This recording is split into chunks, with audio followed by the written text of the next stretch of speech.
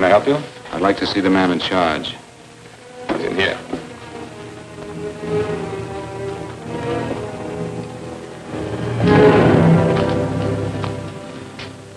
I want to report a murder. Sit down.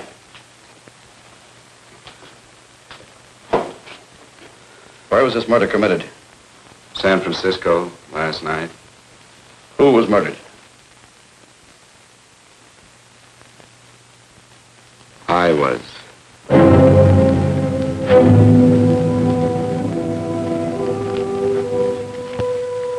Well, do you want to hear me out or don't you, Captain? I don't have very much time. Your name Bigelow? Frank Bigelow? That's right. Answer the San Francisco APB. Send it direct to Inspector Bannon at Homicide. Tell him we found Frank Bigelow.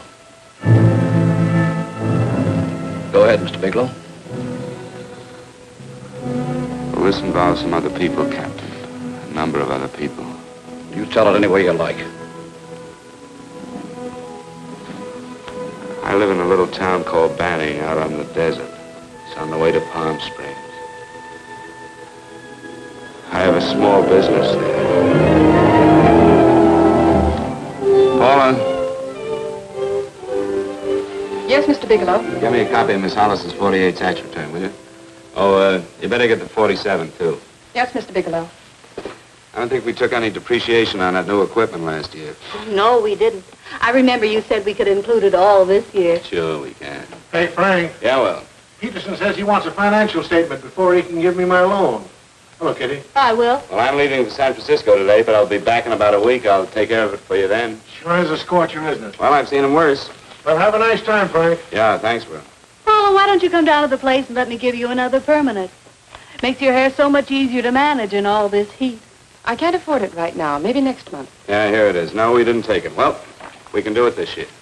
You work it out any way you think fit. Have a nice trip, Frank. Sure, Kitty. See you when I get back. Bon voyage. Why don't you come down anyway, Paula? We'll work out a deal on that permanent. Thanks. Maybe I will. Hello? Oh, hello, Mr. Hawkins. Just a moment. Do you want him to send your ticket over? No, I'll pick it up myself. No, never mind. Mr. Bigelow will pick it up at the station. Bye.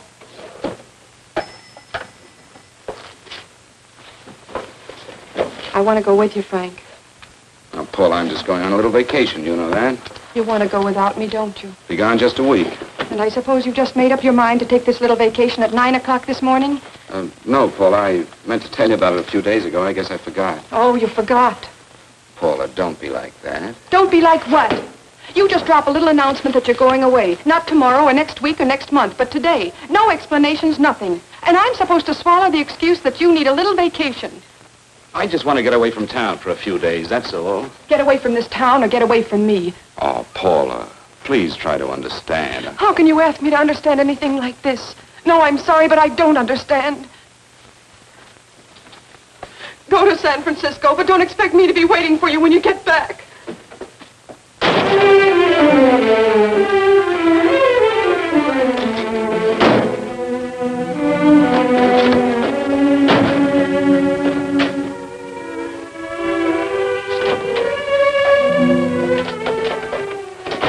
Paula, please, Paul. Come on, turn around, look.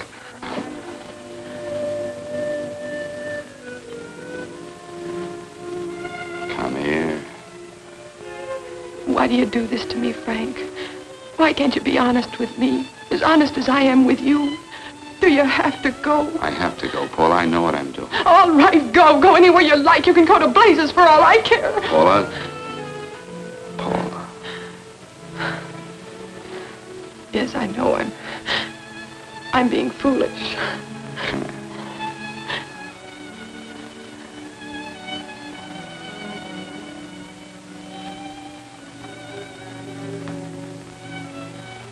Come on, fix your face. We'll go down to Eddie's and have a drink. All right, why not?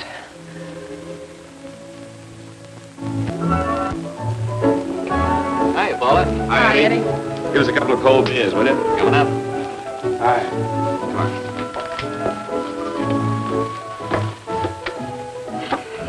a relief. This air conditioning feels good. I sure wish we had it in the office. It'd make working a pleasure. Well, if it stays this hot, don't bother going in the rest of the week. I win 2 races today. How many did you lose? Now, you would have to ask that. Kind of early for you two, ain't it? Too hot to work. That's what I like to hear.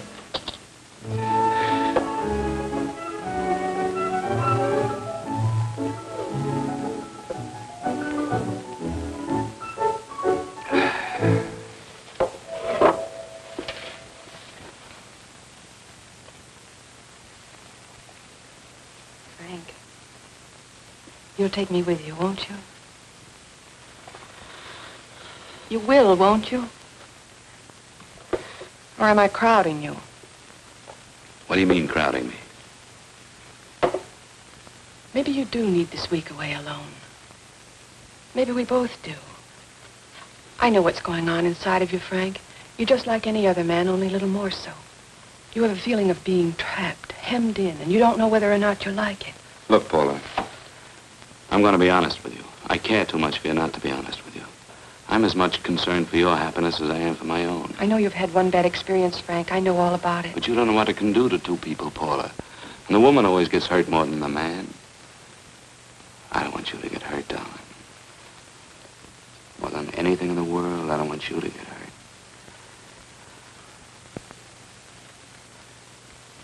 Want to hear some music? All right, Frank. Got a couple of nickels, Eddie? Yeah. This won't bother you, will it? No, next result doesn't come in for half an hour.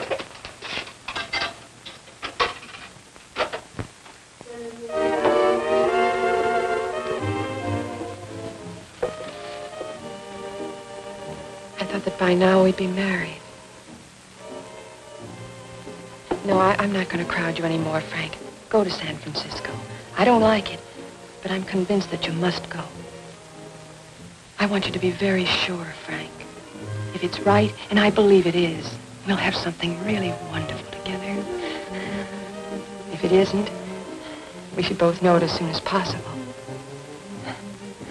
So you see, even if I could stop you, I wouldn't do it now.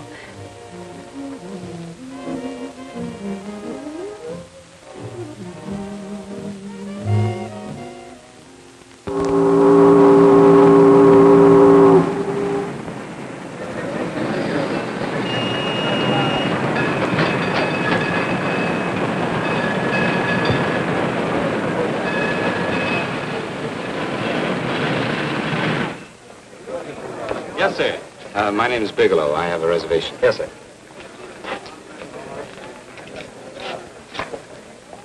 Here we are, sir. My name is Bigelow. I have a reservation. I have it, sir. It's a very nice room on the 6th floor, facing the bay. Boy, this might help you enjoy your stay, Mr. Bigelow. It's a little booklet on how to have fun in San Francisco. Oh, thank you. Very welcome, sir. Thank you. Say, is it always like this around here? No, this is market week, and it's the last day, too. Boy, always around until you need them. Oh, 517? Thank you. Here's a message for you, Mr. Bigelow. Long-distance call came in about an hour ago from Banning, from a Paula Gibson. Oh, thank you. Very welcome. Show Mr. Bigelow to 618. Right this way, Slide.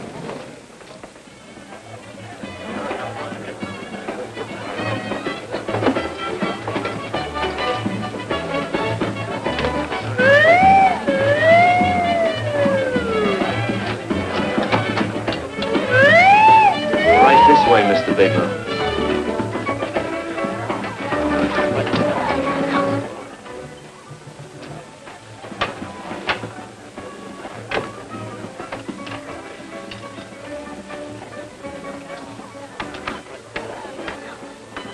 Is there anything else, Mr. Bigelow? Oh, yes, you can get me a dry and hat and a package of razor blades. Yes, sir. Thank you. Oh, and you can leave that door open. Hello, operator. I want to speak to Miss Paula Gibson in Banning, California. Yeah, that's right. No, I'll wait. Hello? Hello, Paula. Oh, hello, Frank. How was the trip? Fine, just fine. Having a miserable time, I hope. Well, I don't know. I just got in. What was that? Market week. The place is crawling with traveling salesmen. You You know, Charlie Anderson found out that you went away and he asked me to go out with him. Oh, really? How did he make out? I'm considering it. Is that what you called to tell me? I'll have you know that this call is strictly business, Mr. Bigelow. Did a Mr. Philips phone you? Eugene Philips of Los Angeles. No. He will. He phoned the office 3 times today. Said that he wanted to get in touch with you immediately. He said it's most urgent and imperative that he reach you at once. What did he want? I don't know. But he sounded deep, dark, and mysterious and quite agitated about something. Philips, have we ever done any business with him? Not unless you've been keeping it a secret from me. I looked through all the accounts. Why did you tell him you could reach me here? You know I'm supposed to be on vacation. So you told me. And so I told him, dear heart. But the gentleman didn't seem to respect your temperamental moods the way I do. He was very insistent that he speak to you before it's too late, as he put it. Well, tell him you tried to get in touch with me and I've changed my plans and you can't reach me. He won't talk to me. I told him that I was your confidential secretary, but I guess I didn't sound confidential enough. So I told him that he could reach you there this evening. Well, call him back. If it's as important as he says it is, he'll talk to you. Otherwise, he'll just have to wait until I get home. My, aren't we adamant this evening? All right, shall do. And Frank. Yeah?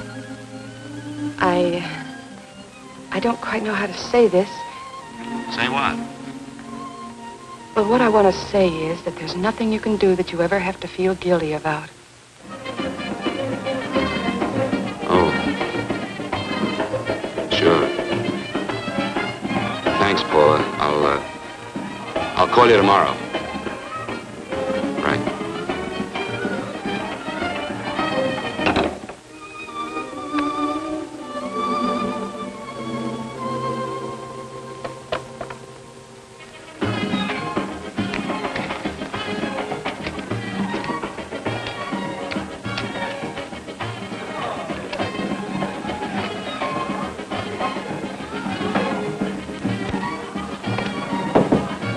Oh, just put it there, please. You can keep the change. Thanks very much. Say, how long has this been going on? Oh, it's been a madhouse all week, but they check out tomorrow. Oh? I thought you were with them. No, I'm just here on a vacation. Why does everybody come to San Francisco and tear loose? Excuse me. Say, I'm awfully sorry to bother you, but would you mind if I use your telephone? No, go right ahead. I'm just across the hall here. One of the boys is using my phone, and he's been on it for a half hour. I just want to call downstairs. Yeah. Thank you. Room service, please. Hey, things really picked up the last few days, didn't they? You right at much business? Well, I'm not here on business. Oh, hello, room service? It's Mr. Haskell in 617. Yes, that's right. Would you send up 3 more bottles of bourbon and 2 scotch? Yes, that's right. Oh, and some more ice, too. Yeah. All right, thank you. You here alone? Yes, I just got in town. Well, why don't you join us for a drink? Well, I don't want to barge in on your party. Oh, nonsense. It's not a party. Just a few of the boys entertaining some buyers. You know, the usual thing. A few drinks and some laughs. It's no party. Come on. Well, come on. All right. I know what it's like to be all alone in a strange city. I'm Sam Haskell. I'm Frank Bigelow. You think some of these guys never been away from home before? Yeah. Hey, quiet down a minute. Hey, will you quiet down a second? I want you to meet Frank Bigelow. Hello. Hi. This is Jane Carlisle. Hello. Bill Welch. How are you, Mr. Welch? Glad to know you, Bigelow. Jane's the prettiest buyer in San Francisco. Oh, hey! I resent that. You don't think I believe him, Elaine? Well, he spreads that from coast to coast. Oh, gee. But it's good for my morale anyway. I'm George Cantwell. Glad to know you, Mr. Bigelow. Bigelow, yes. Right on much business? He's not here on business. Oh? Well, Well, why don't you get the man a drink before he dies of thirst? how about a little bourbon? Well, that's fine. Bourbon it is. Of course, Mr. Wallace. Yes, Mr. Wallace. But, Mr. Wallace, I'll need at least a week in Cleveland to visit all my accounts. I can't figure on being in Philadelphia until the 17th. Eddie, will you get off the phone? I want you to meet Frank Bigelow. How are you, That's his boss. He's been trying for an hour to get his expense account boosted. Yeah, the way this guy holds on to $1, you'd think they weren't printing them anymore. Yes, Mr. Wallace. I'm leaving here the first thing in the morning. Yes, sir. Oh, keep your hips loose, Harry, like this. Oh, yeah. How's he doing? Oh, there's nothing wrong with Harry's drummer. The 2 years at Arthur Murray's wouldn't shoot. Hey, now, wait a minute. I was doing all right there. This is Sue and Harry Brandon. Hello, good to meet you. How are you? Where'd you find her, Sam? On a dance marathon? Bourbon. Really? Say, I'll bet you could do the rumba. Well, a little, but I'm kind of rusty. Anything would be an improvement after Harry. Oh, how do you like that? Well, here goes. Hey, you're good. Oh, my wife, she's a good dancer, isn't she, Bigelow? oh, yeah.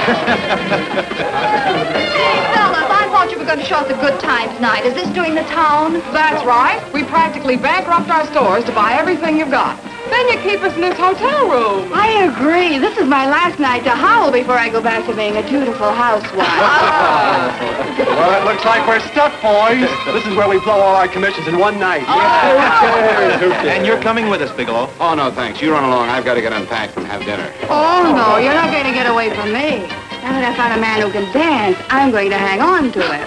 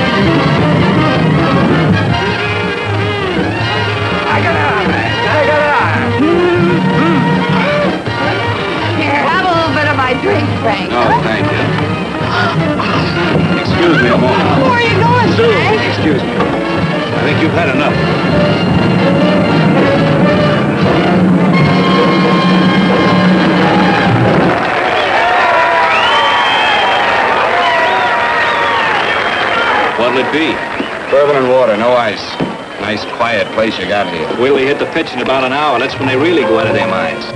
Who's the blonde? Oh, she's one of the chicks that hangs around here. She's jive crazy. Come again? Oh, you ain't hip, pal. Jive crazy means that she goes for this stuff. Just between you and me, I don't get it either, but I gotta listen to it. They're all connoisseurs, music lovers. Me, I like Guy Lombardo.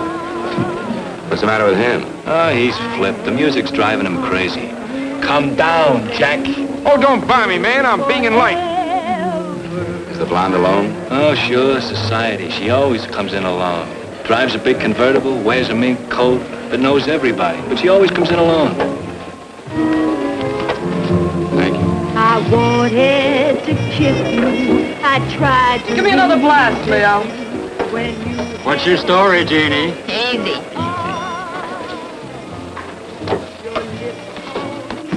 Hello. Easy. Dig the Fisherman. Oh, that's really silk, isn't it? Can I buy you a drink? Sure thing. Give me a glass, Leo. Leo, I left my blast at the other end of the bar.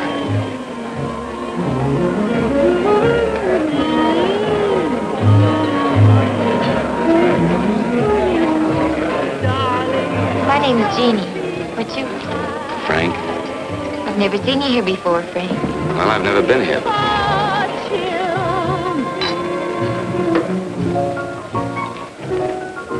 This isn't mine. Mine was bourbon. Well, sure it is. You saw me pour it. Give me a fresh drink. Anything you say. Oh, listen to that piano. Feel those vibrations.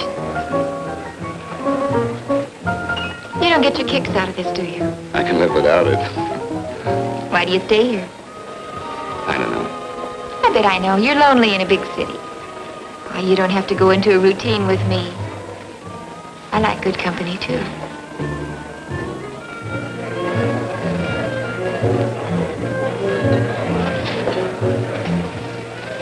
Say, there are some people there I want to avoid. Couldn't we get out of here? Let me think about it. Oh, come on. How about going somewhere else, huh? Why don't you meet me later? Okay. Where? I tried to forget you, but you whispered, darling, I love you. Call me at that number later. It's my next stop. They've got a band there that'll really send you. See you, Jeannie. Easy.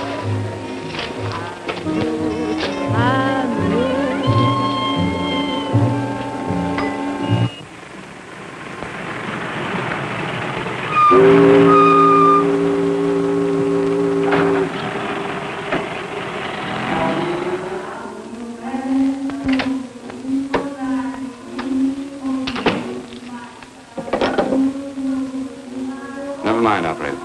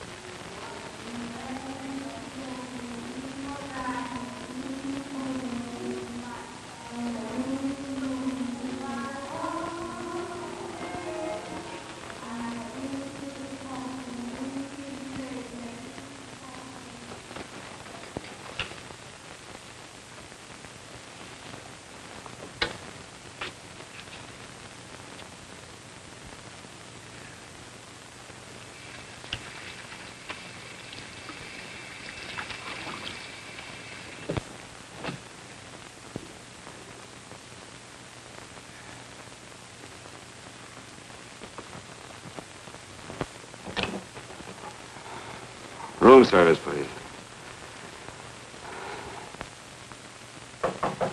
Come in.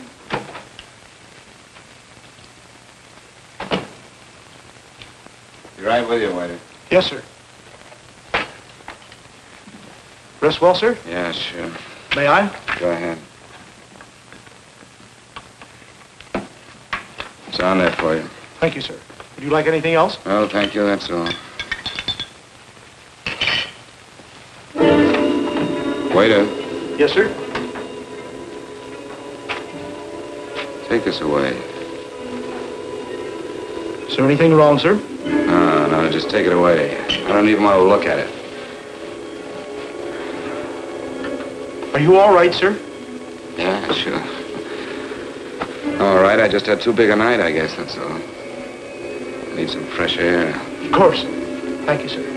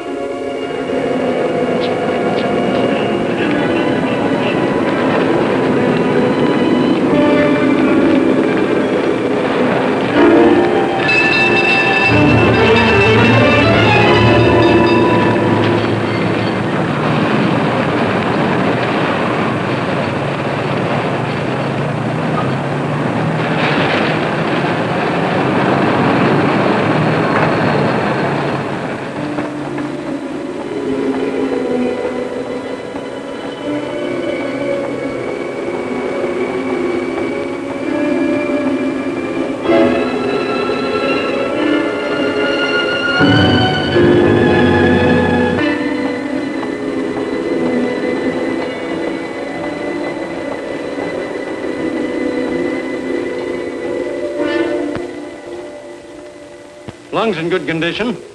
Blood pressure normal. Heart fine. Well, it's a good thing everybody isn't like you, Mr. Bigelow. Put us doctors out of business. I'm glad to hear it, Doctor. I was a little worried. Don't let a little bellyache worry you. Could be just the change of climate. Well, it isn't exactly an ache, Doctor. It's kind of hard to describe the feeling. Maybe it was the drinks I had last night. I might have mixed them too much, huh? Let's have another look at that throat. You may finish dressing now, Mr. Bigelow. I want to get the results of those tests we took. Thank you, Doctor.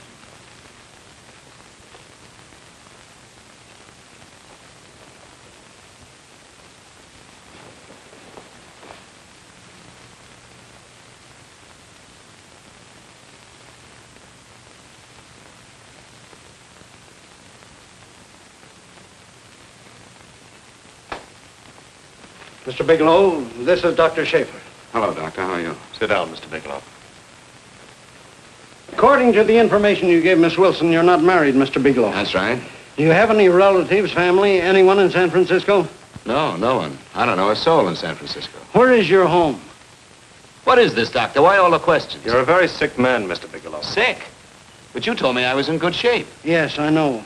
But my preliminary examination didn't reveal your true condition.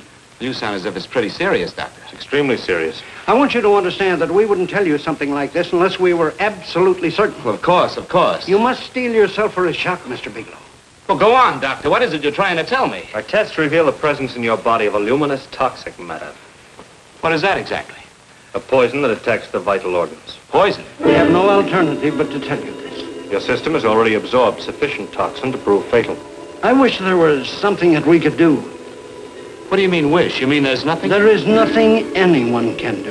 This is one of the few poisons of its type for which there is no antidote. This is fantastic. This is the most ridiculous thing. You don't have very long. What do you mean? A day, possibly a week, 2 weeks at the outside. It's hard to say exactly. Well, this is impossible. I don't believe it. You've made a mistake. That's it. It could be a mistake, couldn't it? You have made a mistake, haven't you? Answer me. Dr. Schaefer is an authority on toxicology. Been no mistake, Mr. Bigelow. Do you realize what you're saying? Well, you're telling me that I'm dead. Do you think you can explain my life away in just a few words? Why, I don't even know who you are. Why should I believe you? You must calm yourself, Mr. Bigelow.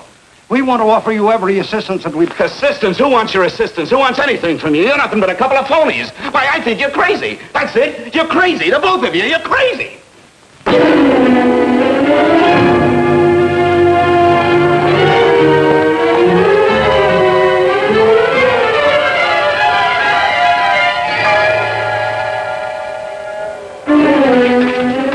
Where's the doctor? You just come in. Come on, tell me. You have to go through the thing before you come Get out of here. here.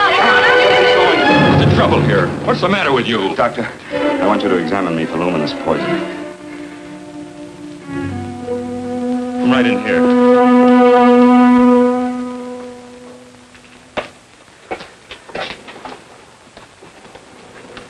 Yeah, you've got it all right. Your system has already absorbed it. Are you sure, Doctor? Are you absolutely certain? Couldn't there be some mistake?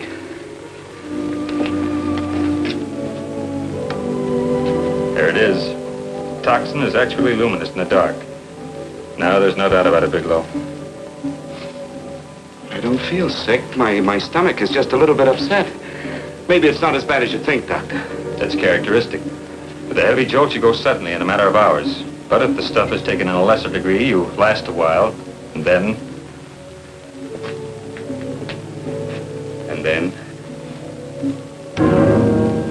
Give it to me straight, Doctor. Well, a number of things are involved. The systemic condition of the individual, the amount consumed, exertion. Yes? You won't feel too badly for a while. Then it will happen suddenly. A day, 2 days, a week at the most.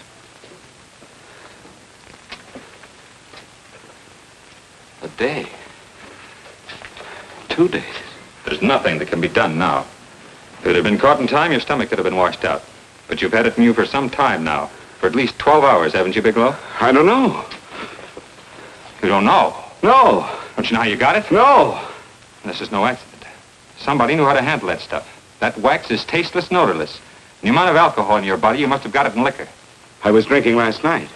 Arrange for your admission to the hospital immediately. Of course, I'll have to notify the police. This is a case for homicide. Homicide? I don't think you fully understand, Bigelow. You've been murdered.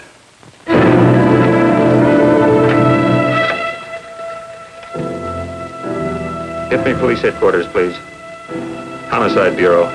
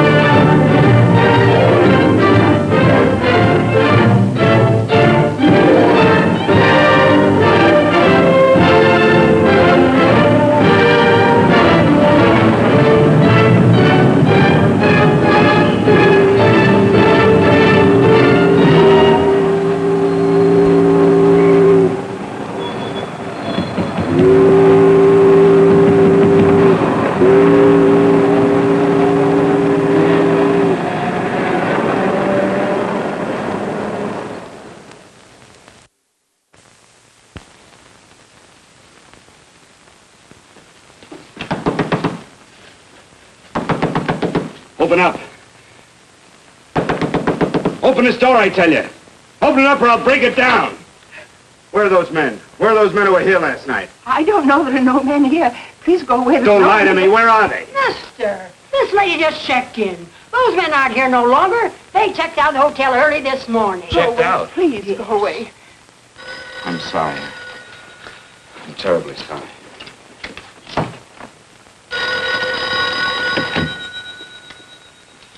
Hello? Please, Mr. Bigelow, my eardrums. Oh, hello, Paula. Your enthusiasm overwhelms me. Why haven't you phoned me, or is there a quota on telephone calls up there? I'm sorry. I've been busy. I'll bet you have. Visiting the museums, no doubt. What's happening up there that's exciting or different? Nothing, not a thing.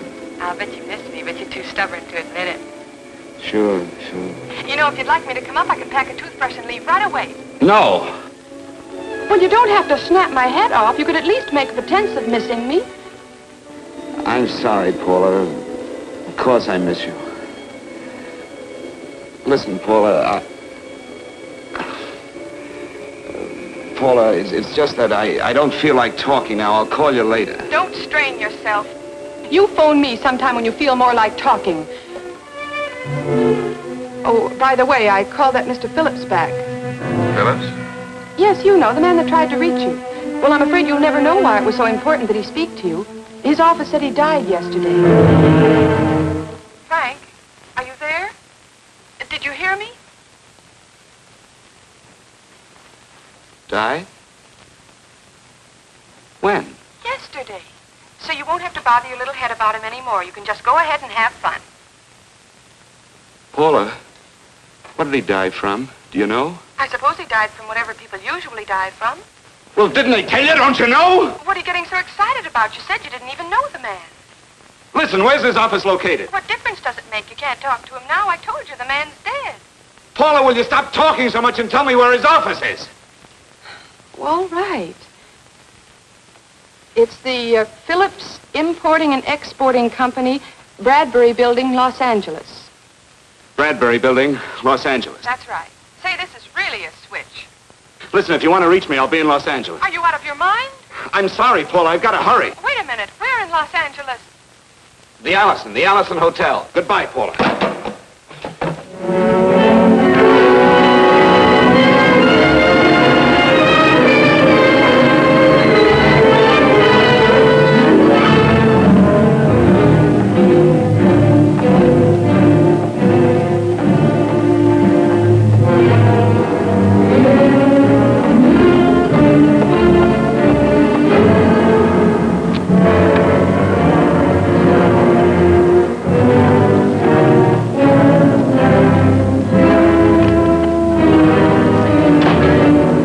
Someone in charge here. What is it in regard Well, to? it's a personal matter. It's quite urgent.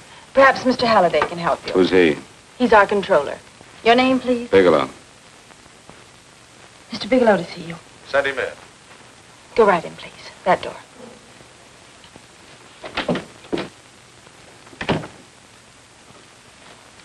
Mr. Bigelow? How are you, Mr. Halliday? What can I do for you? Well, Mr. Phillips phoned my office several times yesterday. I'd like to find out what it's all about. You know Mr. Phillips died yesterday? Yes, I know. Well, I don't understand. If he phoned you, didn't he tell you what it was about?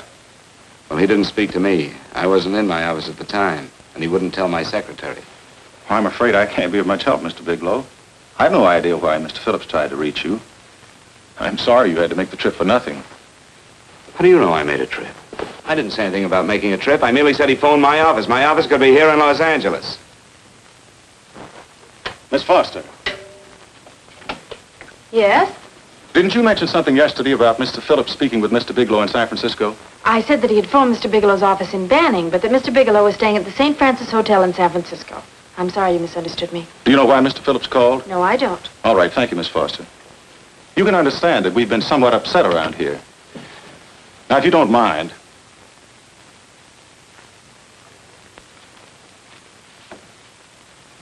Does Mr. Phillips have a wife, family, anyone that could help me? you can't intrude on people at a time like this just to satisfy some curiosity. It isn't just curiosity. Then I suggest you wait a week or so. I can't wait. Well, I'm sorry you'll have to. Well, there's always a phone book. You're a pretty aggressive fellow, Bigelow. Are you quite sure that this is as important as you make it appear to be? It's important. Mrs. Phillips lives at the Sunset Arms Apartments. Thank you. I needn't tell you she's under a strain. I suppose you're capable of using a little more tact with her than you demonstrated with me. I think I can handle it. By the way, what was the cause of Mr. Phillips' death? Suicide. He leaped from the balcony of his apartment.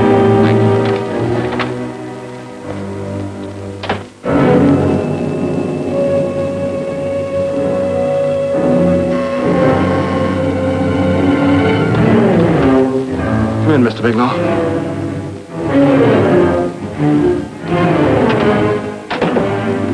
I'm Stanley Phillips, Eugene's brother. Halliday phoned that you were coming.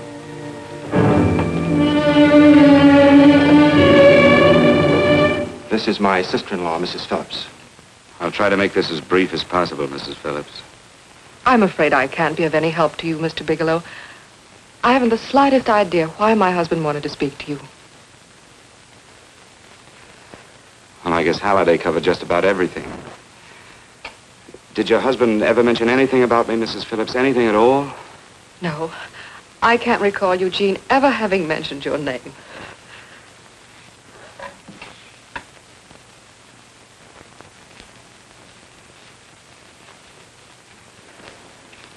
I hate to ask you this, Mrs. Phillips, but it's of vital importance to me. Do you know why your husband committed suicide? Oh. You're certainly not the most diplomatic person in the world, are you, Bigelow? Were you a friend of my brother's? I never met him.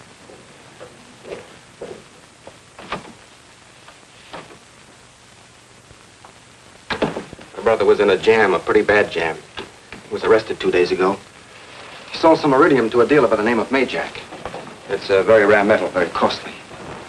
Anyway, the iridium turned out to be stolen. He was released on bail yesterday, but he faced a pretty stiff prison term. Men have committed suicide for less. Yes, I know. That's how the police feel about it. What puzzles me, though, is this crooked deal. Knowing Eugene, you wouldn't say he's the type of man to be mixed up in anything like that, now would you? I told you I never met him. That's right, so you did. Now, what's this all got to do with you, Bigelow? I don't know. Let's come clean with each other, Bigelow. Surely you must have some idea why my brother was so desperate to contact you. I have no idea. That's odd. Then how could it be of such vital importance to you? Well, you seem to know the answer to everything else. Maybe you know the answer to that one, too.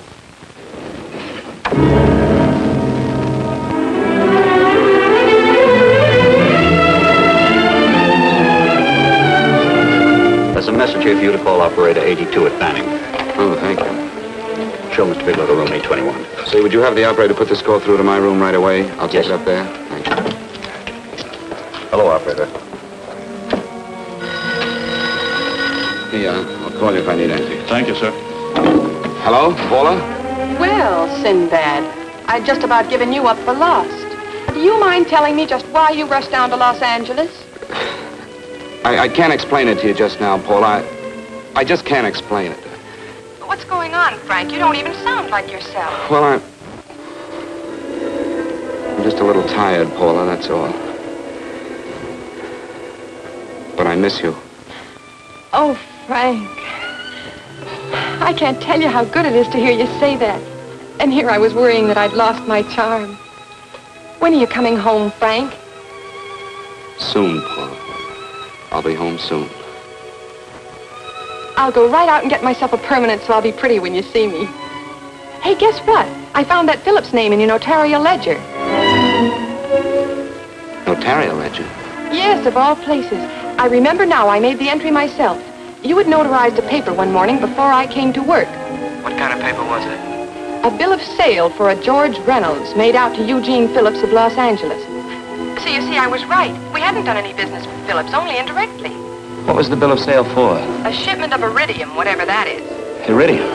You mentioned at the time that this fellow Reynolds had made some kind of a deal in Palm Springs, and he stopped in your office early in the morning on his way north to have it notarized. Wait a minute. Wait a minute, George Reynolds. That was about 6 months ago, wasn't it? That's right, 6 months ago. Thanks, Paul. Oh, goodbye.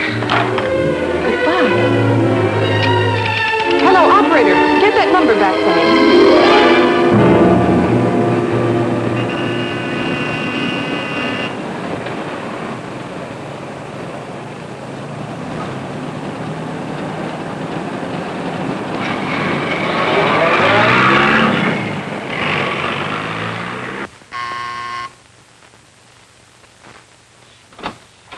I've got to talk to you, Mrs. Phillips. Please, go away. I want to be left alone. But I found out why your husband wanted to see me. It was in connection with a bill of sale. Come in. Thank you. What do you know about a man named George Reynolds? George Reynolds? Yes. Why, that's the man my husband claimed sold him the iridium. And what did Reynolds claim? Reynolds disappeared. Yes? About 2 months ago, my husband grew suspicious that something was wrong. Since then, he tried in every way to locate Reynolds, but could find no trace of him. But I don't get it. Your husband could have proved he made a legitimate deal by showing the bill of sale he got from Reynolds. Then there was a bill of sale? Yes, of course there was. My husband swore there was, but at the time of his arrest, he couldn't find it. It was mysteriously missing. Well, then, if your husband could have shown proof, it would have been George Reynolds who would have faced the prison term. Eugene was convinced that Reynolds had stolen the bill of sale. He was the only one who had reason to eliminate evidence of the transaction. Thank you, Mrs. Thank you very much. You've been very helpful. Oh, if you'd only come sooner, Mr. Bigelow. My husband might be alive today. I know.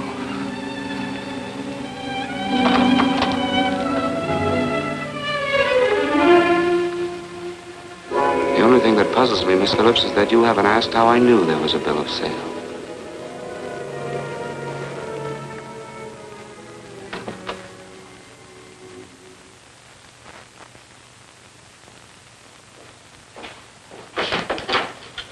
Mr. Halliday isn't in. He should be back shortly. I think you're the one who can help me, Miss Foster. Mr. Phillips tried to reach someone else before he called me yesterday, didn't he? Why don't you ask Mr. Halliday? Obviously, Mr. Halliday wasn't here yesterday, or he wouldn't have had to learn from you that Phillips called me. And you're the logical person to know who else Phillips called. I don't believe that's any of your business, Mr. Bigelow. Don't think you're revealing anything confidential, Miss Foster. I know that he tried to reach somebody else. Mrs. Phillips told me. You're bluffing, Mr. Bigelow. I don't know what you're after, but you're trying to trick me. Mrs. Phillips didn't tell you a thing. How do you know that? Mrs. Phillips knows nothing about it. She doesn't. Well, why wouldn't she? Wait a minute. I was talking about George Reynolds. Who did you think I meant? Just who is it that Mrs. Phillips doesn't know I about? told you before, that's none of your business. All right, young lady, I'm going to give it to you straight. Phillips was murdered. Murdered? I don't believe you. He told me because he needed me to clear him. Phillips was innocent. Innocent men don't have to jump out of windows. Murdered? Just who are you trying to protect, Miss Foster? Why are you so afraid to tell the truth? I'm not protecting anybody. I haven't any more to say. All right, young lady, listen to me. This thing is going to explode wide open. If you've got nothing to hide, you better start talking. Or maybe you are mixed up. No! Well, then, come on. Mr. Phillips called Marla Rakubian. He went to see her yesterday morning. Who's Marla Rakubian? She's a model. She and Mr. Phillips used to be quite friendly, but he hadn't been seeing her for quite some time. Come on. The last couple of months, he'd been trying to locate her and finally learned where she lived yesterday morning. When he returned from seeing her, he was terribly upset and excited. That's when he had me put in the calls for you. When he couldn't reach you, he went home. The last time I saw him alive. Give me Marla Rakubian's address. I don't think Mr. Phillips realized I was aware of his friendship with Marla Rakubian, and out of respect for him, I never intended to tell anybody. I had no idea that she had anything to do with the trouble he was in. I admire your discretion, Miss Foster. You know, you must be pretty friendly with Stanley, Miss Foster. He knew how desperately his brother tried to reach me yesterday, and he wasn't even here at the time. And now you seem to know all about what happened in Mrs. Phillips' apartment.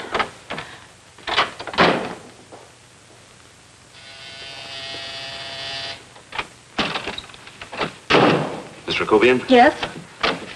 What do you want? Get out of here or I'll call the Go police. ahead, call him.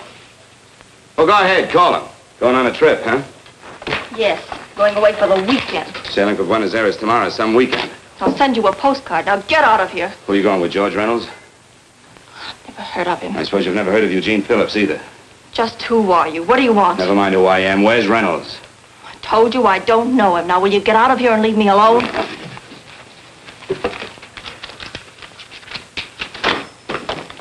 So you never heard of George Reynolds, huh?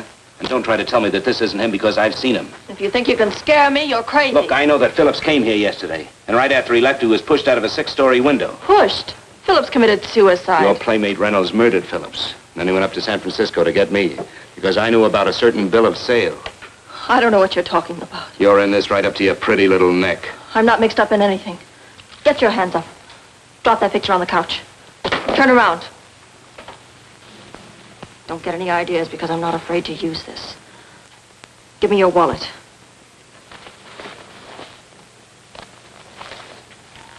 Frank Bigelow, Hotel Alex. All right, now where's Reynolds? I don't know. I don't know where he is. Is that what you told Phillips yesterday? I told him exactly what I'm telling you. I haven't heard from him in months. Yeah? Well, you're mighty careful of the picture of a man you haven't heard from in months. What does the Ray stand for? It was a pet name. Do you mind? Oh, it sounds very cozy, Miss Rakubian. You and Reynolds call each other pet names while you make a sucker out of Phillips. Phillips made the deal because he wanted it. Yeah? I'll bet you weren't above using what it takes to help make him want it. Who's paying for this trip? I am. Really? A first-class trip to Buenos Aires on a model's salary. Don't make me laugh. Since you and Reynolds aren't seeing each other anymore, you don't mind if I keep this to you. If I were a man, I'd punch your dirty face in. You know, I really believe you would. Oh, I almost forgot. Your tickets. Don't be surprised if I'm there to see you off.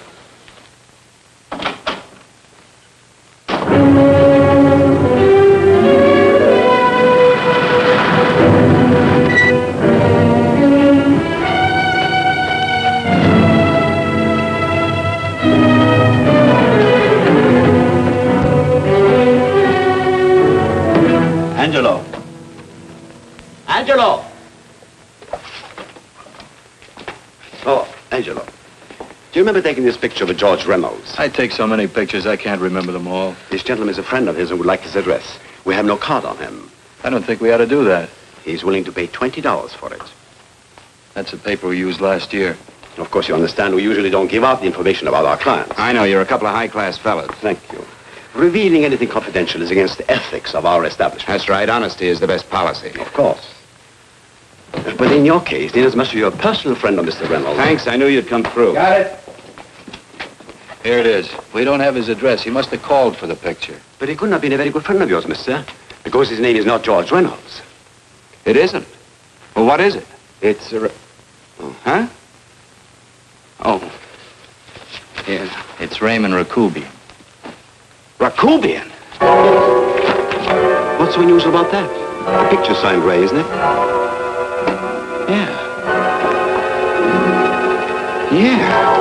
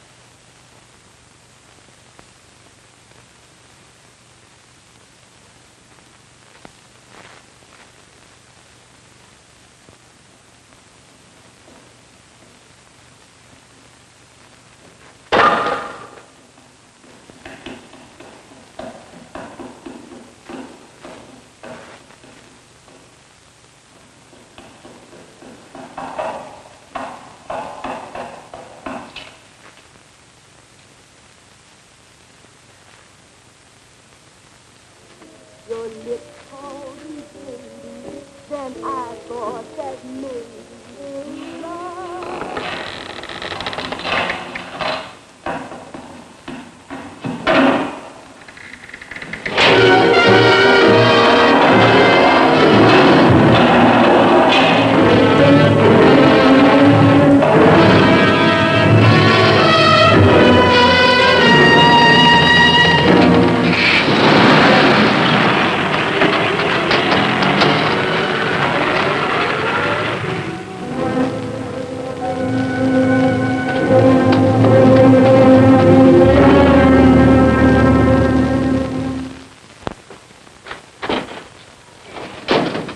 Bigelow, are you all right?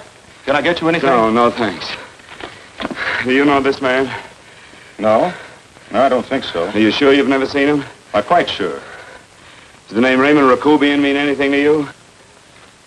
No, I never heard of him. Why? He also uses the name George Reynolds. This is Reynolds? That's right. Well, where can we find him? That's what I want to know. Tell me something, Halliday. You're the controller here.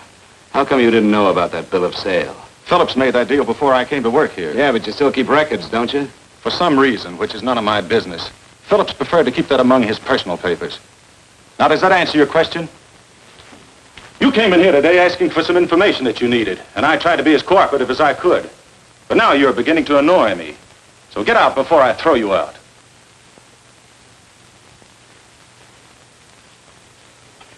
You know, you really frighten me.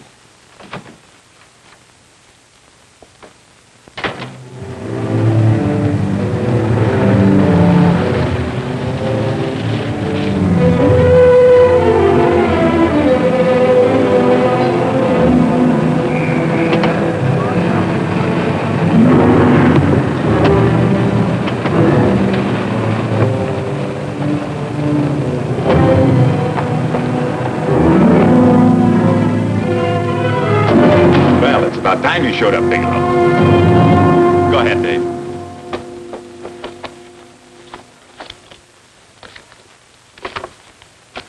Real cute, ain't you, Bigelow? Just real cute. Paula didn't lose much time getting a hold of you guys, did she? Shut up. Let's go, Bigelow.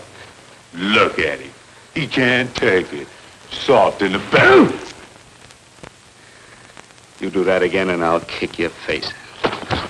Lay off, Chester. Cut it out. Shut up! Who asked you? Better let him answer. The clerk might know he's in. Go ahead, Bigelow.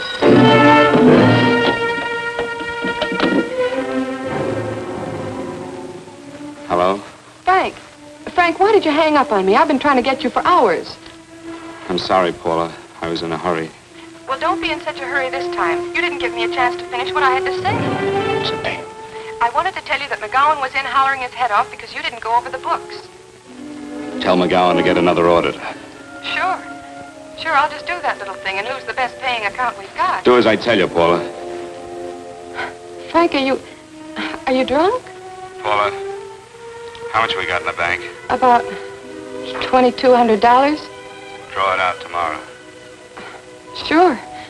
Then what do? Skip town without paying our bills? Forget the bills. You know that coat you always wanted? Buy it. You are drunk. You know, if I didn't have such a good character, I'd be tempted to take advantage of your intoxicated state, Mr. Bigelow. I'm not drunk, Paula. Well, then don't tell me that one day away from me can affect you this way. Cut it short.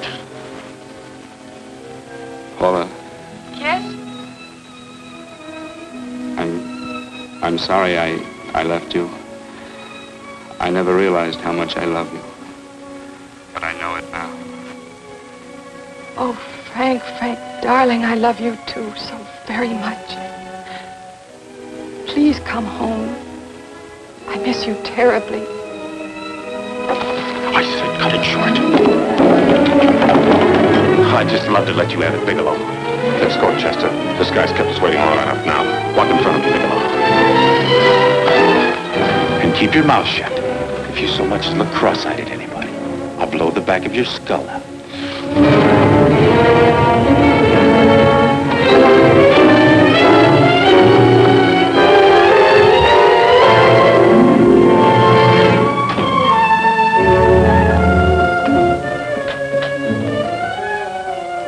Bigelow's real cute. He wanted to get tough with Chester.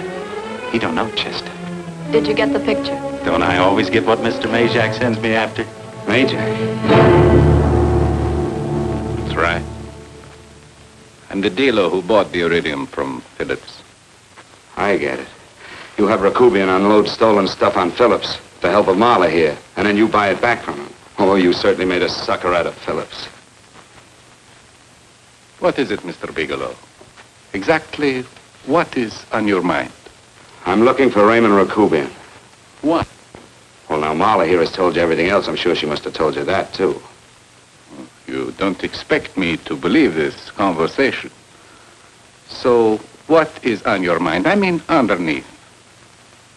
You forced your way into my affairs, and now I want to know why. I just told you. I'm looking for Raymond Rakubian. Don't get cute. I'm just itching to work you over. Soft in the belly. Can't take it. See what I tell you?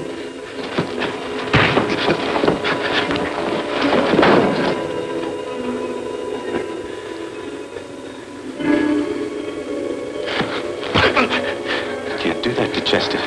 I'm gonna blow your guts out. Easy. Lay off, Chester, not now. Look at him. He's so scared of Chester, he'd talk now. He's not afraid, Chester. You can tell from a man's eyes when he is afraid. Look at his eyes.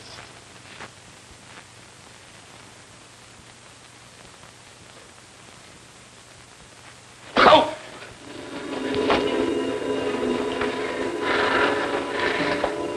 I'm telling you, Majak, you better keep him away from me or he's really going to have to use that gun. Go away, Chester, please. Do what I tell you, my boy. Please. And help Dave. Joe.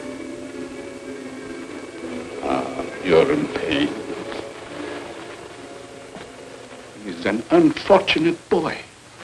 He's psychopathic. He's unhappy unless he gives pain. He likes to see blood. Come with me, Mr. Bigelow.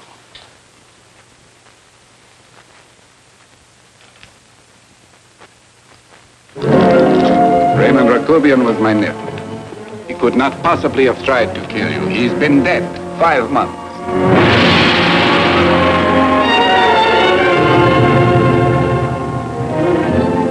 I'm afraid you have been sidetracked. Provided it is true that somebody made an attempt on your life. Somebody made an attempt again today. I had no reason to kill you, believe me. What do you mean you had no reason? I notarized a certain bill of sale. You notarized the bill of sale for Reynolds, not Rakubian. What I told you was true. I had no reason to kill you. That's a closet, Mr. Bigelow. And under other circumstances, you could go home now. But now you present a problem. You know too much, and I am in danger. Chester! Suppose I were able to prove to you that I only want to find the person who tried to kill me. And I won't cause you any trouble. You know I can go to jail for 10 years for this little business. 10 years. At my age, that's my life. That means my entire life. With my life, I do not take chances. I am sorry, believe me. You want Joe to go with you? No. Just Bigelow and me. And baby makes 3. With me, Jack. Goodbye, Mr. Bigelow, and forgive me. Let's go, Bigelow. I guess you won't be there to see me off.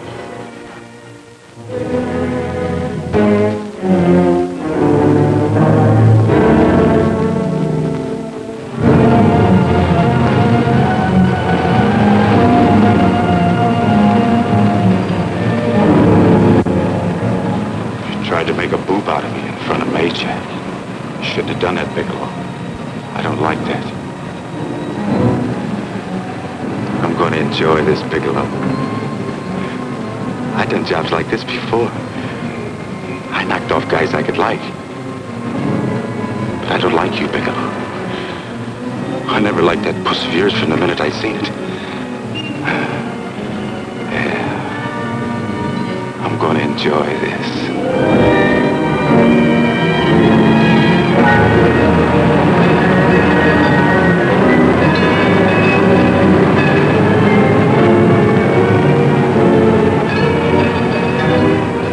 Scared yet, are you, Bigelow? But you'll be scared. Good and scared. I think I'll give it to you in the belly. You don't like it in the belly?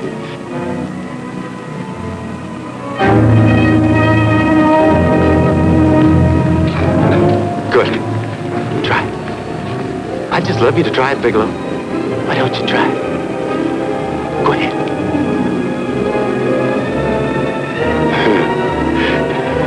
Didn't have the nerve, did you, Bigelow? I think I'll give it to you right in the belly.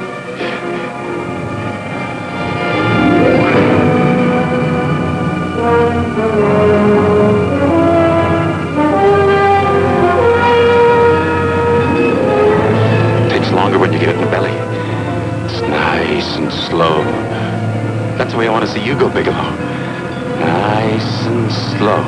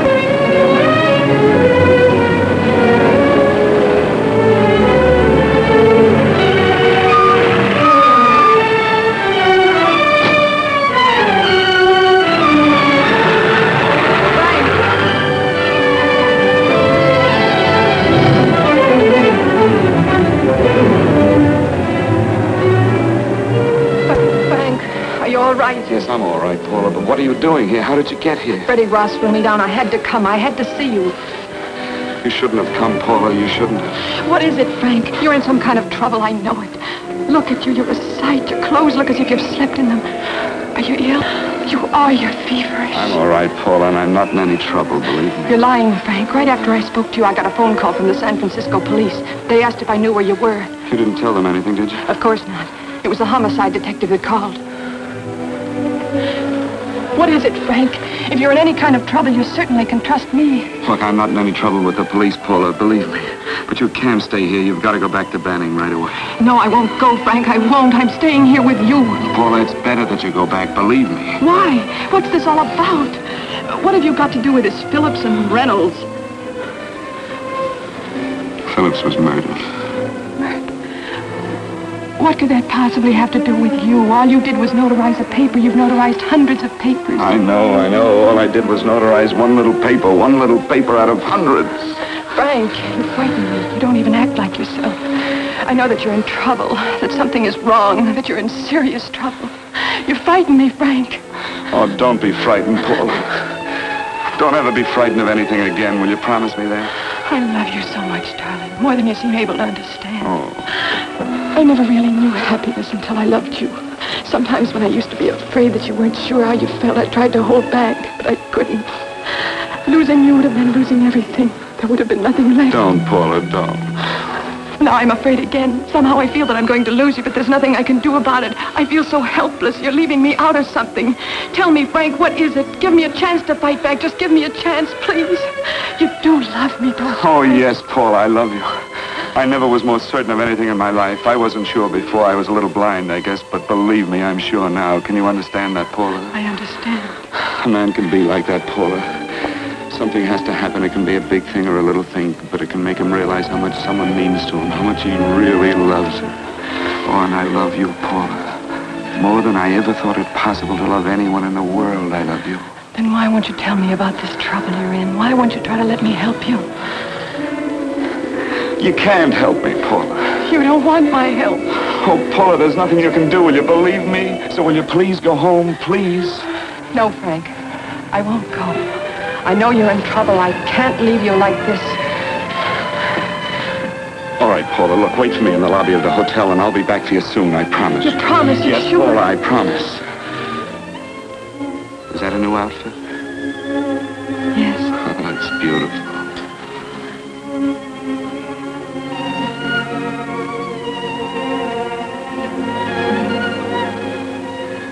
You'll come back to me, won't you, Frank? Yes, Paula, I'll come back, I promise. Please hurry, darling. Oh, I love you. I love you, Paula.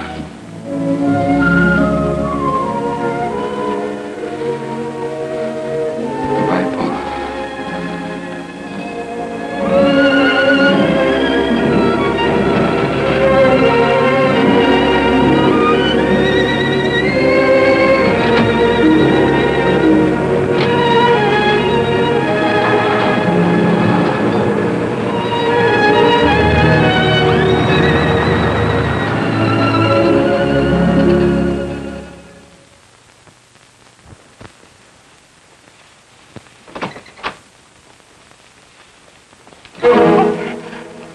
Stanley here?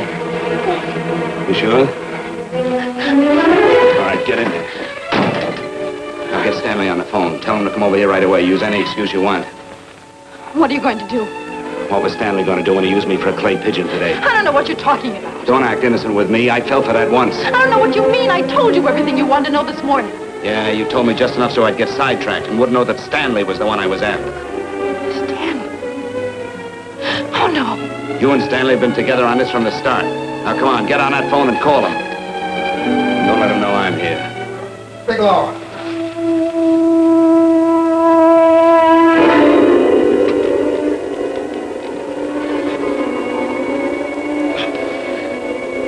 You've been sidetracked, all right. But it was the poor bereaved little widow who did it. Miss Foster found this letter this afternoon. It's in my brother's desk at the office. It's postmarked 2 years ago. It isn't exactly the kind of a letter that a married woman gets from a casual friend.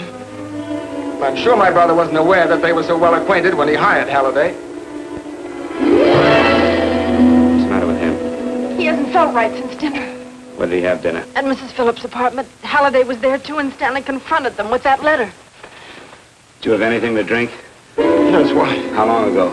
Half an hour ago, just before I came here. Miss Foster, get on the phone, call the emergency hospital. Have them get an ambulance over here right away. What? Tell them to prepare a stomach wash for luminous poisoning. Luminous poisoning? Come on, do what I tell you. You may still have a chance to save his life. Go on!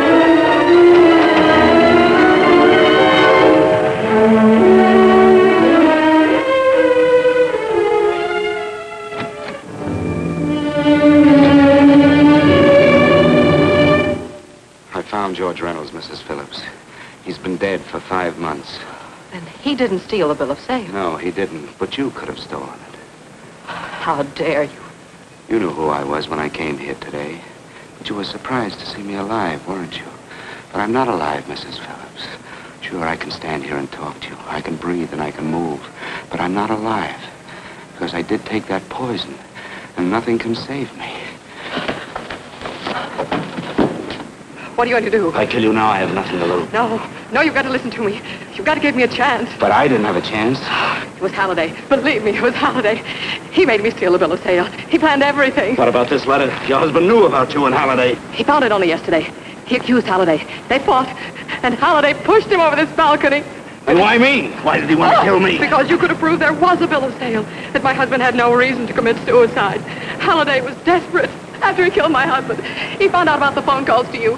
He thought you spoke to him, that you knew enough to involve him.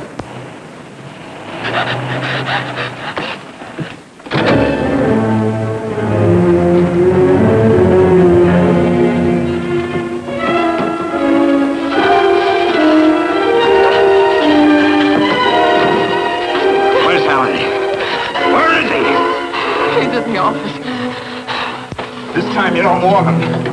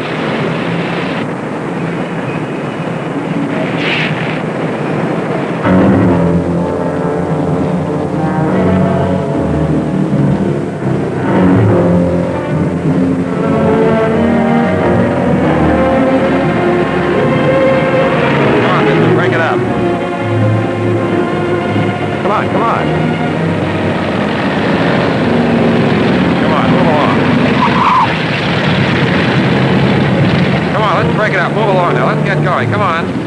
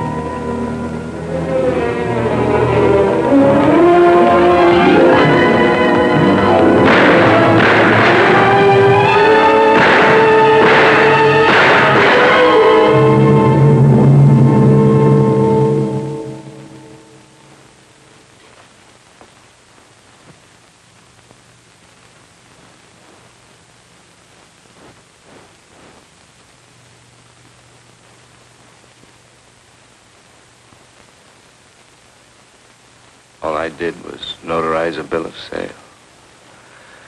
But that piece of paper could have proven that Phillips didn't commit suicide. He was murdered. And that's why Halliday poisoned me.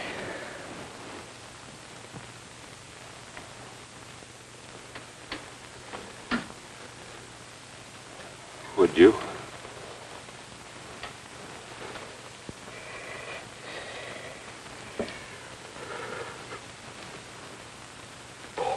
Paula.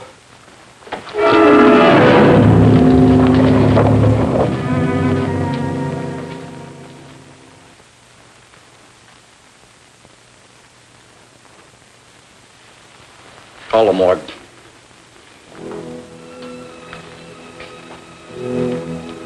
Johnson, you go to the Allison Hotel, find Paula Gibson. Don't tell her anything. I'll break it to her.